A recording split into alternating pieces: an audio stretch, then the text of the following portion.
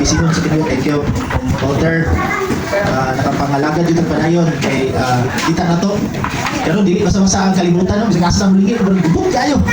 Even sa ato lang lokal ha, politika, grabe ka gubot yun, murang dili na masabtan.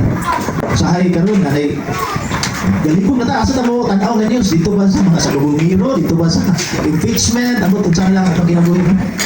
Matubot sa gawas, puro gubat, grabe nga kamatay. Praise God, ang mga Kristohanon nagpabilin, diapon nga nagmalipayon sa pagpangalagad sa Ginoo. Amen. Atong pagpakan atong buhi ka Dios. Salamat po kay sa kadugay panahon no. Nakaapil na si Patrick dari akong dagger na ko atong pagpakan atong buhi ka Dios. Ako yung best friend sa una sa college mami.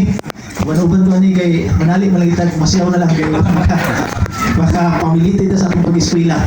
So, praise God, nakuha yun eh. Kung sa gigon sa Matthew 16:18, in spite sa pagkainana ni Pedro, pati yun, basahan na ito sa English.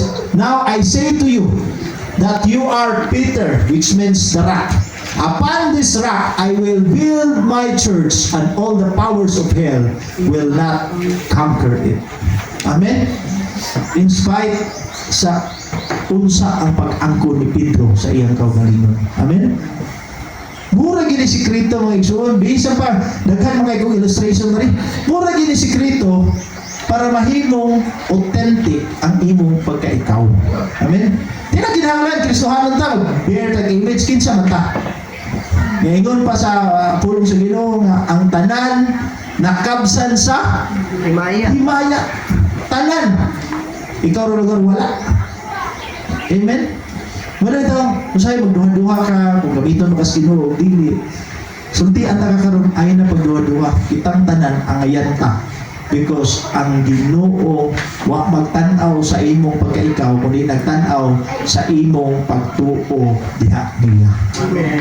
Munay tinuod mga igsoon. Ingon siya, dili po importante kung unsa ka karon. Ang nakita ng Diyos Ginoo kung unsa ka pag-abot sa panahon. Amen? Daghan kay mga example ala nga, hala unsa na si Kwan pag-abot sa panahon dito, nainala ka. Kinsa may nakabalo anak? Wala man. Ang Ginoo ra. Kinsa may naghimo nato? Ang Ginoo pud mo nang kabalo kay siya kung kinsa ta o unsay pwede nato mahimo kung mag-uban o magsaligtan niya. Amen? Amen. So plano kay na unsa kagamhanan ang Ginoo sa atong kinabuhi. Amen.